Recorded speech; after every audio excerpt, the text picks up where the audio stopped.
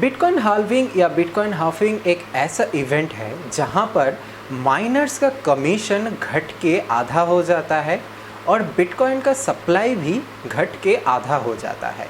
जैसे कि 2020 ईयर में यानी मई 2020 से पहले बिटकॉइन का सप्लाई था 1800 बिटकॉइन पर डे। वो जाके हाफिंग के बाद 2020 मई के बाद मतलब आधा हो जाएगा। तो जो 1800 बिटकॉइन है वो घट के हो जाएगा 900 बिटकॉइन। इसका इफ़ेक्ट क्या होता है? जब भी मार्केट में किसी चीज़ का सप्लाई कम हो जाता है और डिमांड ज़्यादा हो जाता है तब भी उस चीज़ का वैल्यूएशन बढ़ जाता है।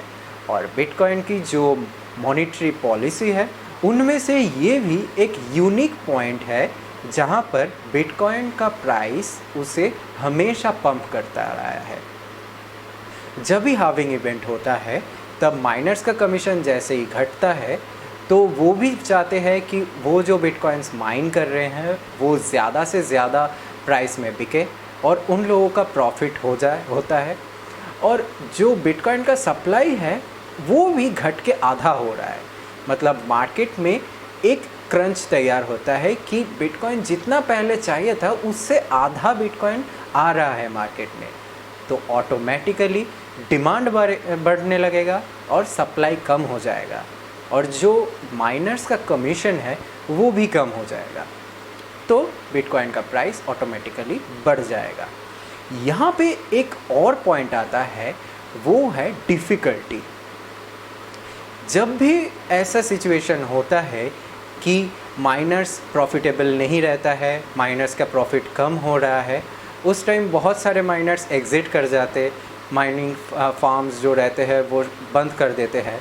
तो इससे क्या होता है, बिटकॉइन नेटवर्क में हैशिंग पावर कम हो जाता है और इसके चलते हुए क्या होता है, हर 14 दिन के अंदर बिटकॉइन का जो डिफ़िकल्टी लेवल है, मतलब जितना कंप्यूटेशनल पावर यूज़ करके एक बिटकॉइन को माइन करने के लिए जितना कंप्यूटेशनल पावर चाहिए होता है उसका जो आउटपुट रहता है वो कम हो जाता है। मतलब कम कंप्यूटेशनल पावर यूज़ करके, कम एनर्जी यूज़ करके वो ज़्यादा कॉइन माइन कर पाते हैं।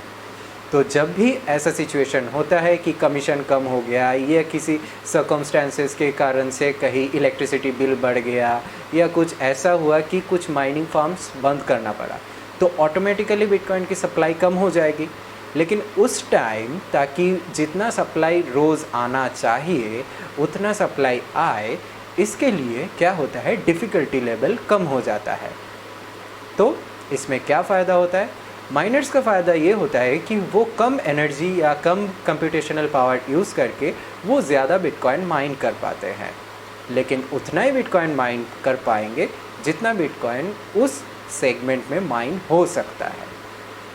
आई होप बिटकॉइन हाल्विंग को लेके ये इन्फॉर्मेटिव वीडियो आपको पसंद आया होगा। अगर आप अभी तक हमारे चैनल सब्सक्राइब नहीं किए हुए हैं, अभी सब्सक्राइब कर लीजिए क्रिप्टो बिगिनर को और बेल आइकन को दबा दीजिए लेटेस्ट क्रिप्टो करेंसी को लेके वीडियो सबसे पहले देखने के लिए।